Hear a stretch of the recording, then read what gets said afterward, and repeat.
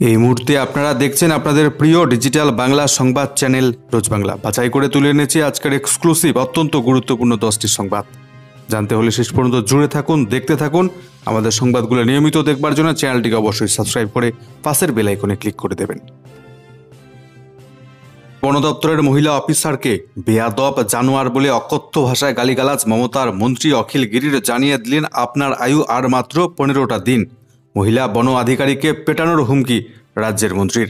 সবাইকে নিয়ে চলুন, নইলে বেশি দিন টিকতে পারবেন না। আয়ু মাত্র আপনার 15টা দিন। বন দপ্তরের কত বড় দুর্নীতি সবই আমি জানি। তাজপুরে দোকান উচ্ছেদ নিয়ে বন দপ্তরের মহিলা আধিকারিককে এভাবেই হুমকি দিলেন রাজ্যের কারামন্ত্রী অখিল গিরি। অভিযোগ, তাজপুরে সমুদ্রের ধারে অবৈধভাবে দোকানঘর গজিয়ে উঠেছে। সেই দোকান শুক্রবার ঠিক রাত 11টায় ভেঙে ফেলেছে বন দপ্তরের আধিকারিকরা।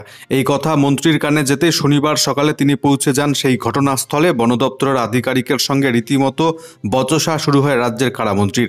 ওই মহিলা আধিকারিককে রীতিমতো পেটানোর হুমকি দেন রাজ্যের মন্ত্রী অখিল গিরি। পাশাপাশি চলে শাসানি, বেয়াদব, জানোয়ার বলে কটূক্তি করেন সেই বন দপ্তরের মহিলা আধিকারিককে রাজ্যের মন্ত্রী। বলেন যেন রাষ্ট্রপতির ক্ষমতা নিয়ে এসেছেন এই বন আধিকারিক এখানে। এই ঘটনার পর ইতিমধ্যেই ড্যামেজ কন্ট্রোলে নেমেছে তৃণমূল। দলের তরফে দুঃখ প্রকাশ করে বন দপ্তরের ওই আধিকারিককে ফোন করেছেন কুণাল ঘোষ। তৃণমূল সূত্রে খবর, রাজ্যের বনমন্ত্রী বীরবাহা হাসদা ওই মহিলা আধিকারিককে ফোন করে খোঁজ নিয়েছেন। আপনার আয়ু 7 দিন 10 দিন। আমি আপনাকে বলছি যে বিড অফিসার আমি জানি ফরেস্টের কি কাজ হয়, কত বড় দুর্নীতি আমরা সব জানি। আমার জানি বিড অফিসারের বিরুদ্ধে কি আছে আমি জানি পাবলিকের। আমি কিন্তু ফাঁস করে দেবো সব বিধানসভা। আপনি আমাকে চিনেন না। আমি ওই সমুদ্রে ওসব কথা বলেন না। আপনি আমাকে আপনার সাথেও নেই, ওদের সাথেও পার্সোনাল নেই। আপনি এখানে থাকবেন না, ওরা থাকবে সারা বছর। এরা এখানে আতঙ্কে রাত্রিবেলা থাকে। জল মাথায় নিয়ে ওসব কথা বলবেন না। উনি কারো কথা শুনতে চান না। এত বড় ক্ষমতা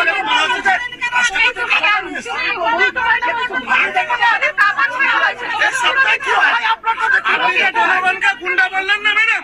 এই জনগণের পয়সায় বেতনটা পাচ্ছেন, এই জনগণের পয়সা। অনেক কিছু করতে পারছেন। আমরা নিলাম, এর ভিতরে যদি আপনি আসেন আপনি ফিরে যেতে পারবেন না। আমি আপনাকে বেশি কথা বলবেন না। আপনি একদম সরকারের সাথে সরকারি কর্মচারী মাথা নিচু করে কথা বলবেন। আমাদের কর্মচারী মাথা নিচু করে কথা বলবেন।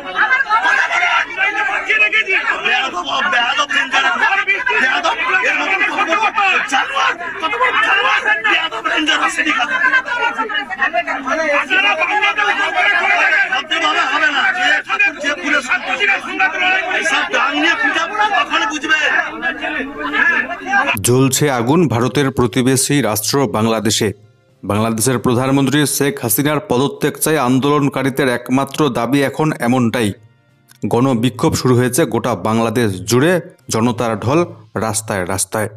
ইতিমধ্যে শহীদ হয়েছেন বহু আন্দোলনকারী সহ বাংলাদেশ পুলিশ। এরই মধ্যে বাংলাদেশের শিক্ষামন্ত্রীর বাড়িতে আগুন ধরিয়ে দিল আন্দোলনকারীরা। চরম সংকটে বাংলাদেশের হাসিনা সরকার। ছাত্র আন্দোলনে ফের উত্তপ্ত বাংলাদেশ। শনিবার আন্দোলনে দেশের বিভিন্ন প্রান্ত থেকে যোগ দিয়েছেন সাধারণ নাগরিকরাও। মুষলধারে বৃষ্টির মাঝেই শহীদ মিনারের সামনে নেমেছে আন্দোলনকারীদের ঢল। শহীদ মিনারের সামনে দাঁড়িয়েই সরকার পতনের এক দফা দাবি জানিয়েছে বৈষম্য বিরোধী ছাত্র আন্দোলন মঞ্চ। তারা জাতীয় সরকার গঠনের দাবি জানিয়েছে।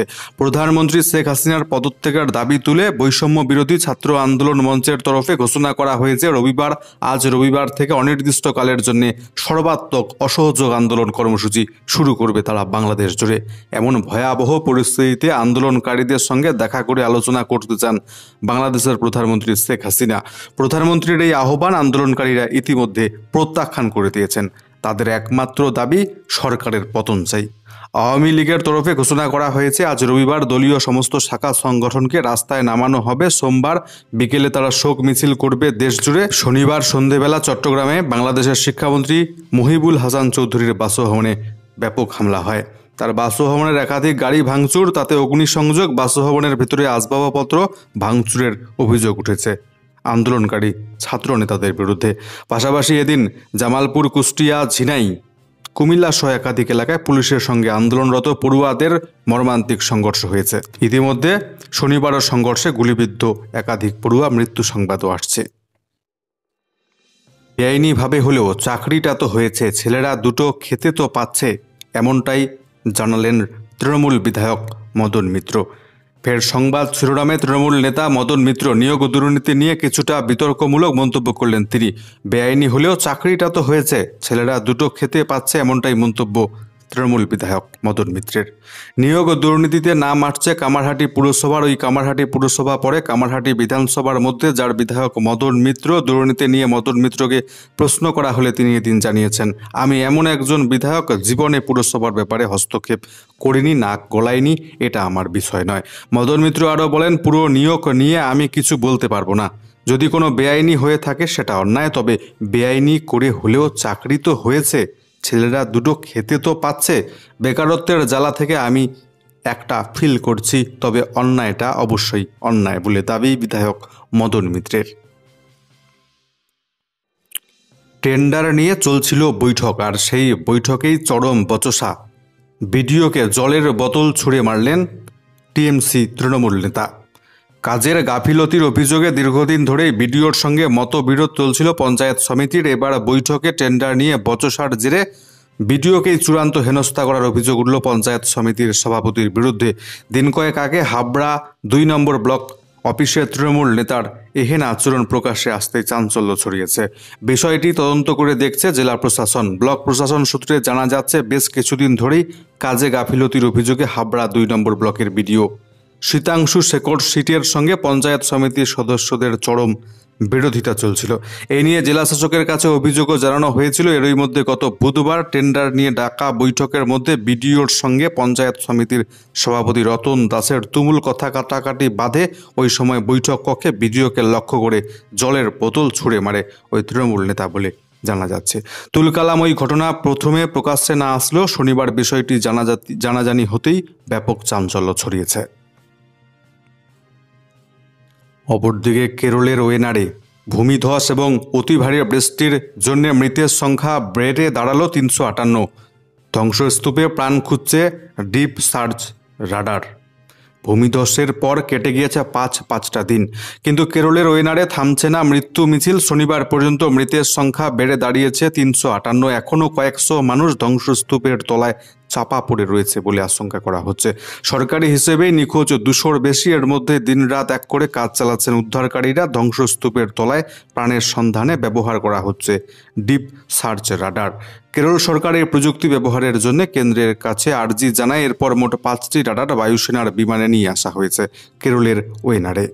মুখ্যমন্ত্রী পিনারাই বিজয়ন জানিয়েছেন, তল্লাশি এবং উদ্ধার অভিযান চূড়ান্ত পর্যায়ে পৌঁছে গেছে। 206 জন এখনও নিখোঁজ। চালিয়ার নদীতে ভেসে আসা দেহ এবং দেহাংশ থেকে মৃতদেহ শনাক্ত করতে সমস্যা হচ্ছে। বিপদের সময় কেরলের পাশে দাঁড়িয়েছে প্রতিবেশী রাজ্য কর্ণাটক। শনিবার কর্ণাটকের মুখ্যমন্ত্রী সিদ্দারামাইয়া জানিয়েছেন, ওয়েনারে তার সরকার 100টি বাড়ি তৈরি করে দেবে। এরই মধ্যে ভয়াবহ ভূমিধসকে জাতীয় বিপর্যয় ঘোষণার দাবিতে কেন্দ্রীয় স্বরাষ্ট্রমন্ত্রীকে চিঠি দিয়েছেন কংগ্রেস সাংসদ শশী থারুর। প্রসঙ্গত, 5 দিন আগে কেরলের ওয়েনারে ভয়াবহ ভূমিধস গভীর বৃষ্টিপাতের কারণে বেশ কয়েকটি গ্রাম পুরোপুরি কাদার তলায় চলে গিয়েছে। সেখানেই মর্মান্তিক মৃত্যু হয়েছে। এখনও পর্যন্ত 358 জনের। মৃতের সংখ্যা আরও অনেকটা বাড়তে পারে বলে আশঙ্কা করা হচ্ছে। আদালত চত্বরেই জামাইকে দেখে পরপর গুলি করে খুন পুলিশ কর্তার। চণ্ডীগড় আদালতে ব্যাপক শোরগোল। জামাইকে দেখামাত্র গুলি চালিয়ে দিলেন প্রাক্তন পুলিশ কর্তা। চণ্ডীগড় আদালতের মধ্যেই জামাইয়ের ওপর হামলা চালালো শ্বশুর। গুলিবিদ্ধ হয়ে মৃত্যু হয়েছে যুবকের। ঘটনার জেরে ব্যাপক শোরগোল চণ্ডীগড়ে। শনিবার দুপুর 2টো নাগাদ ঘটনাটি ঘটেছে। পুলিশ সূত্রে খবর, 2 পরিবারের মধ্যে বিরোধ নিয়ে একটি মামলা চলছিল। মৃত যুবকের নাম হরপ্রীত সিং। তিনি ইন্ডিয়ান রেভিনিউ সার্ভিস অফিসার ছিলেন। এদিন আদালতে মা বাবাকে নিয়ে হাজির হয়েছিলেন হরপ্রীত। অন্যদিকে মেয়েকে নিয়ে উপস্থিত ছিলেন প্রাক্তন পুলিশ কর্তা মালবিন্দর সিং। জামাইকে দেখে লক্ষ্য করে পরপর 4 বার গুলি চালান শ্বশুর মালবিন্দর। গুলিবিদ্ধ হয়ে আদালতের মধ্যে লুটিয়ে পড়েন হরপ্রীত। দ্রুত তাকে উদ্ধার করে হাসপাতালে নিয়ে যাওয়া হয়। সেখানে চিকিৎসকরা তাকে মৃত বলে ঘোষণা করেন। ভোটের আগে কল্পতরু মুখ্যমন্ত্রী লক্ষ্মীর ভাণ্ডারের আদলে চালু হচ্ছে নয়া প্রকল্প। মহিলারা পাবেন 1,000 টাকা করে প্রতি মাসে। দরজায় কড়া নাড়ছে বিধানসভা নির্বাচন, তার আগে মহিলা ভোটারদের সমর্থন পেতে নয়া প্রকল্পের ঘোষণা এবার ঝাড়খণ্ডের মুখ্যমন্ত্রী হেমন্ত সোরেন সরকারের। মুখ্যমন্ত্রী মমতা ব্যানার্জির স্বপ্নের প্রকল্প লক্ষ্মীর ভাণ্ডারের আদলে শনিবার থেকে ঝাড়খণ্ডে শুরু হলো ঝাড়খণ্ড মুখ্যমন্ত্রী মাইয়া সম্মান যোজনা। জানা গিয়েছে প্রকল্পের আওতায় রাজ্যের 21 থেকে 50 বছর বয়সী মহিলারা প্রতি মাসে 1,000 টাকা করে পাবেন। ঝাড়খণ্ডের প্রায় 50 লক্ষ মহিলা এই সুবিধে পাবেন বলে জানা যাচ্ছে। চালু হলো নতুন প্রকল্প শনিবার থেকে, লক্ষ্মীর ভাণ্ডারের আদলে চালু হলো নতুন প্রকল্প ঝাড়খণ্ডে। এবার বিনামূল্যে মিলবে বছরে 3টি গ্যাস সিলিন্ডার, চলবে ভর্তুকিও, মহিলাদের জন্য বড় ঘোষণা রাজ্যে। মুখ্যমন্ত্রী লাডলি বেহেনা যোজনা চালু করেছে মহারাষ্ট্র রাজ্য সরকার, যেটি একটি সামাজিক সুরক্ষা সহায়তা প্রকল্প। এই প্রকল্পের অধীনে এবার মহারাষ্ট্র সরকার প্রতি মাসে দরিদ্র মহিলাদের 1500 টাকা করে ভাতা দিয়ে থাকে। এখন থেকে ওই ভাতা দেওয়ার পাশাপাশি বছরে 3টি করে এলপিজি গ্যাস সিলিন্ডার একেবারে বিনামূল্যে দেবে মহারাষ্ট্র সরকার। এই যোজনা খুব শীঘ্রই চালু হচ্ছে মহারাষ্ট্রে। রাজ্য সরকারের food, civil supplies and consumer protection বিভাগে এই নিয়ে তদবির করা হয়েছে ইতিমধ্যে। মহারাষ্ট্রের রাজ্য সরকারের পক্ষ থেকে যে বিজ্ঞপ্তি জারি করা হয়েছে সেখানে দেখা যাচ্ছে যে সমস্ত মহিলাদের নামে আগে থেকে কোনো গ্যাস সংযোগ নেওয়া রয়েছে তারাই ওই বিনামূল্যে গ্যাস সিলিন্ডার পাবেন। পরিবারের কেবলমাত্র একজন সদস্য মুখ্যমন্ত্রী লাডলি বেহেনা যোজনার এই সুবিধাটি পাবেন। বছরে দেওয়া হবে 3টি করে গ্যাস সিলিন্ডার একেবারে বিনামূল্যে। এক নজরে রাজ্যের ওয়েদার রিপোর্টটি আমরা দেখে নিচ্ছি। শুরুতেই চোখ রাখছি উত্তরবঙ্গের জেলাগুলির দিকে। আজকে উত্তরবঙ্গের প্রত্যেকটি জেলাতেই বিক্ষিপ্ত হবে হালকা মাঝারি বৃষ্টিপাত চলবে। এছাড়া উত্তরবঙ্গের দার্জিলিং, জলপাইগুড়ি, কালিম্পং, আলিপুরদুয়ার, কোচবিহার 5 জেলায় বিক্ষিপ্ত হবে বিভিন্ন স্থানে আজকে ভারী বৃষ্টির সম্ভাবনা। আজকে কালিম্পং জেলায় কমলা সতর্কবার্তা জারি রেখেছে আবহাওয়া দপ্তর। পরবর্তী 2 থেকে 3 দিন ভারী বৃষ্টিপাত চলবে দার্জিলিং, জলপাইগুড়ি, কালিম্পং, আলিপুরদুয়ার, কোচবিহার, উত্তরবঙ্গের এই 5টি জেলায়। অন্যদিকে আজকে দক্ষিণবঙ্গের প্রত্যেকটি জেলাতেই বিক্ষিপ্তভাবে সামান্য পরিমাণ হালকা মাঝারি বৃষ্টিপাত চলবে। আজকে দক্ষিণবঙ্গের কোনো জেলাতে ভারী অতি ভারী বৃষ্টিপাতের কোনো সম্ভাবনা বা সতর্কবার্তা জারি করেনি আবহাওয়া দপ্তর। আমাদের আজকের সংবাদগুলো এখানেই বিদায় নিচ্ছি আপনাদের কাছ থেকে। দেখা হচ্ছে পরবর্তী গুরুত্বপূর্ণ সংবাদের সাথে। ধন্যবাদ।